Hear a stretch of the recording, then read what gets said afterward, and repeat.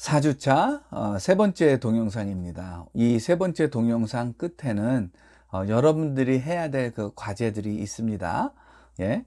자, 세 번째 동영상에서는요, 우리 한국에 복음이 들어왔습니다. 1884년. 예, 그때 그 알렌 선교사가 의료 선교사로 들어왔고요. 그 다음 해 1885년 아펜젤러와 언더우드 선교사가 들어왔습니다. 그 전에 잠시 왔던 선교사들이 있죠. 1867년인가요? 그 1860년대에 평양 앞에 대동강에 토마스 선교사가 왔다가 순교를 당했었고요. 그리고 그거보다도 또 수십 년 전 1830 몇 년도에 예, 그 칼 구칠라프 선교사가 서천 앞바다에 있는 섬에 고대도라고 하죠. 그 고대도에 와가지고 감자를 전파하기도 했었습니다. 하여튼 뭐 칼 구칠라프나 토마스 선교사 같은 경우에는 뭐 잠시 있다가 갔던 거고요. 거주하는 선교사로 이야기를 한다면 1884년으로 우리가 역사를 거슬러 올라갈 수가 있습니다. 그러면 몇 년 됐나요? 136년의 기독교 역사를 우리 한국은 가지고 있습니다. 자, 이 136년의 기독교 역사 속에서 과연 한국 교회는 사회적 약자들을 돌보는 활동들을 어떤 것들을 했었을까요? 선교사들이 우선 했던 거를 우리들이 계속 이어받아서 했었던 거고요. 또 우리 한국 기독교인들도 스스로 이러한 일들을 많이 시작을 했었는데, 예, 고아원들이 많이 생겼습니다.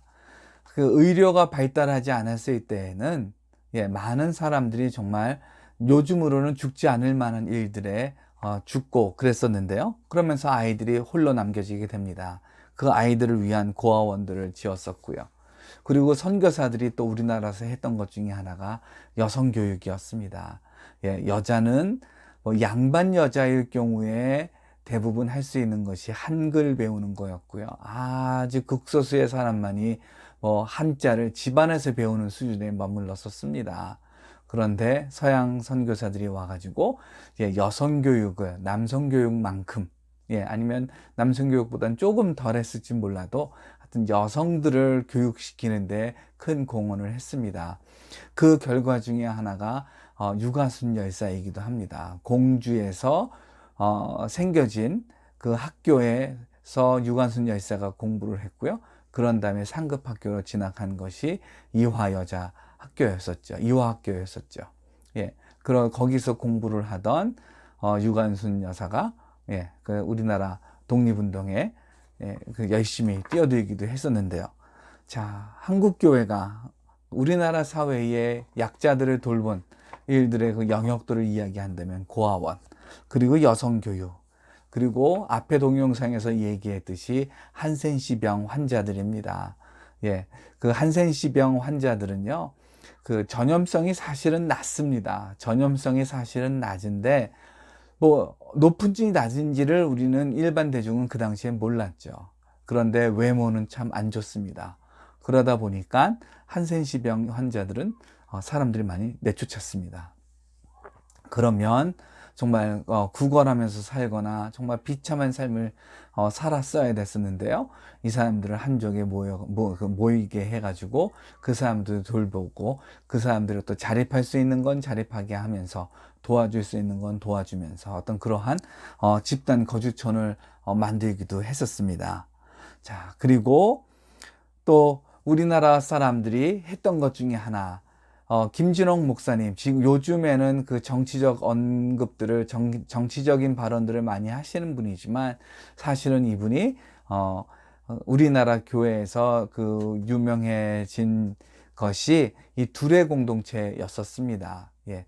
청계천 쪽이었죠. 거기에서, 살던 정말 사회 하층 사람들이요. 정말, 사람들이 흔히 원하지 않는 일을 하며 살던 그 3D, 그 당시에 3D죠. 예, 그 당시에 그 3D 업종을 하면서 근근히 살아가는 사람들을 목회적으로 돌보고 이 사람들의 생활 개선을 위해 노력을 하다가 그러다가 이제 거기서 쫓겨나게 됐죠. 쫓겨나게 되신 분들을 데리고선 간척지로 가가지고 거기서 마을을 일구게 해가지고 이렇게 살기도 했었고요. 예, 자, 그런 것도 있고요. 또 영등포 도시산업선교회라고 하는 것도 있죠. 1960년대, 70년대 우리나라가 산업화 되어 가면서 여기저기에 공단들은 많이 생겼습니다. 그런데 가진 것은 그 가격 경쟁력이다 보니까 그 가격 경쟁력을 유지하는데 가장 큰 희생을 치른 것은 우리 근로자들이었습니다. 예, 정말 적절한 대우도 잘 받지 못하고요. 또 근로 환경도 좋지 않았었고요. 예, 이 사람들에게 예수 그리스도의 복음을 전하는 한편 이분들의 인권 향상을 위해 가지고 여러 가지 노력들을 했었죠. 자, 이분들에 대해서 어떤 분들은 좀 뭐라 그럴까요? 복음을 순수하게 복음을 전하는 선교회라기보다는 좀 정치 활동을 하는 데였다. 이렇게 말하기도 하고요. 또 어디는 뭐 그것도 우리가 해야 될 것 중에 하나 아니냐 이렇게 말하기도 하는데 하여튼 그 성격을 우리가 어떻게 볼 거냐라고 하는 거, 그거는 우리의 그 정치적 입장 내지는 우리의 그 신앙적 입장에 따라 달라질 수 있기 때문에 뭐 그거에 대해서는 얘기하지 않고요. 다만 그것이 그리스도의 사랑으로 사람을 보다 나은 삶을 살게 하려고 도와주는 활동, 예, 그것만큼은 뭐 틀리지 않는 것 같습니다. 물론 이제 여기서 또 어떤 사람은 좀 또 다른 말을 할 수 있기도 하지만, 예, 하여튼 그렇고요. 그리고 80년대 중반 이후에 영등포하고 청량리에서 그 노숙자들을 대상으로 하는 그러한 사역들이 생겨났죠. 예, 바퍼라고 하는 그 사역이 있었고요. 청량리에서. 그리고 영등포에는 광약교회라고 하는 것이 있죠. 예, 이 두 곳에서 참 사회에서 소외된 사람들을 돌보는 사역을 하고 복음을 전하는 사역을 했었고요. 그리고 그것이 열매를 맺어가지고 정말 자살을 꿈꾸던 사람, 내지는 정말 어려운 일만 겪던 사람들이 어떤 인생의 전환을 거두는, 내지는 전환의 시작이 되는 그러한 경험들도 많이 했습니다. 그리고 80년대 말 이후로 우리나라에 이제 이주 노동자들이 들어오기 시작을 합니다. 우리나라의 인건비가 높아지게 되고 또 사람들은 좀 더 편한 직장, 깨끗한 직장을 선호하게 되면서 3D 업종이 새롭게 또 시작이 되죠. 생산 업종이 중에 그런 3D에 들어가는 것들이 많은데요. 여기에서 일할 수 있는 사람이 많지 않다 보니까 외국인 노동자들이 들어와서 살게 됩니다. 자, 이 사람들에게 복음을 전하겠다라고 하는 취지로 이주민 사역을 시작을 하는데, 이분들 중에 체불 내지는 산재 사고 등 여러 가지 그 어려운 일들을 겪게 됩니다. 그래서 이주민 선교를 하는 분들 중에 복음을 전하는 일과 함께 이분들의 그 어려운 점들을 도와주는 그러한 사역들을 하는 분들이 많아지게 됩니다. 자, 그런 다음에 또 우리나라에 이제 그 결혼 이주민들이 또 많이 들어오게 되죠. 그래서 그분들을 어떻게 하면 도울 수 있을까 싶어서 이분들과 함께 사역하는 그러한 그 교회들이 늘어나게 되고요. 예. 그리고 또 우리 기독교인들 중에 이 장애인들의 그 인권 내지는 장애인들의 삶을 개선하려고 하는 그러한 수고들이 있게 됩니다. 특별히 우리 학교를 졸업한 분들 중에 장애인들의 삶의 개선 내지는 장애인들의 그 인권을 개선하기 위한 그런 활동에 뛰어든 동문들이 몇 분이 있는데요. 그분들 중에는 정말 아주 귀한 성과를 거두신 분도 있고요. 또 그리고 국가적으로 또 전 세계적으로 인정받은 어떤 그런 장애인 인권 활동가들도 있습니다. 자, 우리 한국 교회가 지난 136년의 기간을 통해 가지고 정말 다양한 사회적 약자들을 돌보는 일을 해왔고요.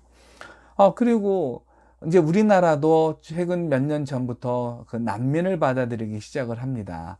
난민을 받아들이는 것은 국가적, 외교부적 결정이었다라고 한다면 이 난민들을 돌보는 사역에 우리 기독교인들이 많이 참여를 하고 있습니다. 과거에 선교지에서 선교하던 선교사님들이 지도력을 발휘하면서 난민들을 돌보기도 하고요. 내지는 성도나 그 목회자들이 난민들을 위한 사역을 그러한 도움의 손길들을 펼치기도 하고요. 이렇게 다양한 사회적 약자들을 돌보는 그러한 노력들이 있게 됩니다. 그리고 또 말할 수 있는 것이 이런 내용들을 우리가 앞으로 그 몇 주에 걸쳐서 공부하게 되는데요.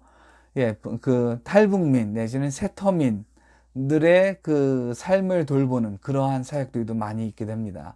이분들에게 복음 전하는 건 당연한 거고요. 그뿐만 아니라 이 땅에, 이 남한 땅에 잘 정착할 수 있도록 또 남한 땅에 잘 들어올 수 있도록 도와주는 일들을 참으로 많이 하게 됩니다.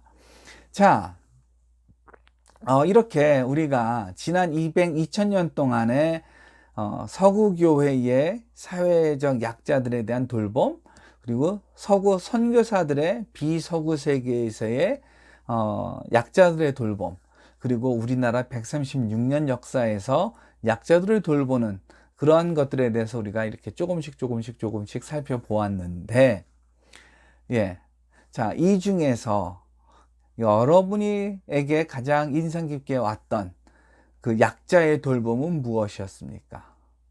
그리고 이 사람들에 대한 돌봄이 왜 여러분에게는 인상 깊게 왔나요? 자, 이것을 구글 클래스룸에 그 글을 남겨주시기 바랍니다.